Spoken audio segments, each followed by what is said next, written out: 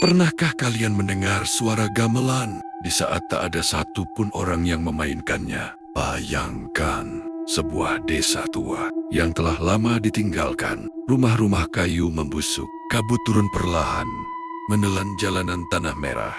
Lalu, di tengah kesunyian itu terdengar satu dentingan gong. Panjang, dalam, menggema hingga ke dada. Selamat datang di Tunggu Malam.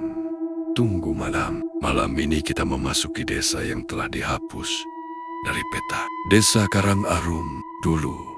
Desa ini hidup, anak-anak berlarian saat senja. Petani pulang membawa hasil panen. Dan setiap bulan purnama, pendopo desa dipenuhi alunan gamelan. Namun semuanya berubah sejak kematian seorang penari. Namanya Raras Ayu. Ia penari terbaik di desa itu. Gerakannya lembut, tatapannya tajam. Setiap langkahnya seolah memiliki jiwa. Sampai suatu malam, ia ditemukan tak bernyawa di dasar sumur tua di belakang pendopo. Tak ada yang tahu apakah ia jatuh atau dijatuhkan. Sejak malam itu, gamelan menjadi terlarang. Warga percaya satu dentingan gong di tengah malam adalah undangan bagi Raras Ayu untuk kembali menari. Dan jika ia menari, ia tidak akan menari sendirian. Ia akan mengajak siapapun yang berani mengusik tidurnya. Bertahun-tahun berlalu, desa itu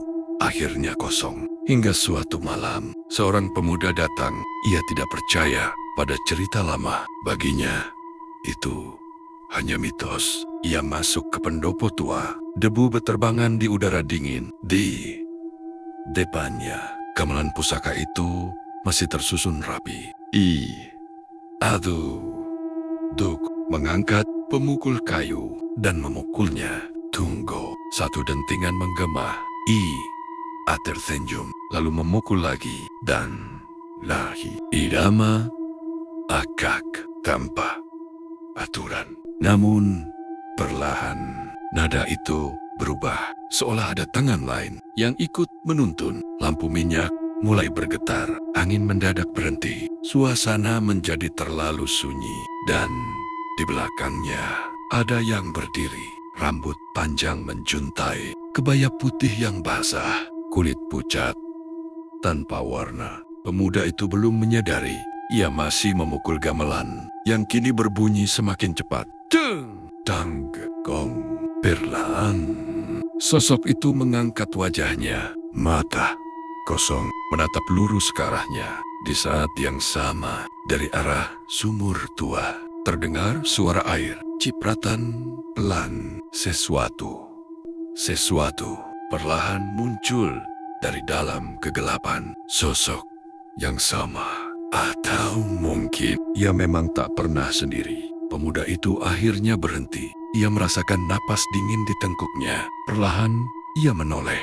Dan yang ia lihat adalah wajah tanpa ekspresi yang berdiri sangat dekat. Terlalu dekat. Gamelan berbunyi keras dengan sendirinya. Irama sepat. Seperti musik pengiring tarian terakhir. Tangan pucat itu terulur.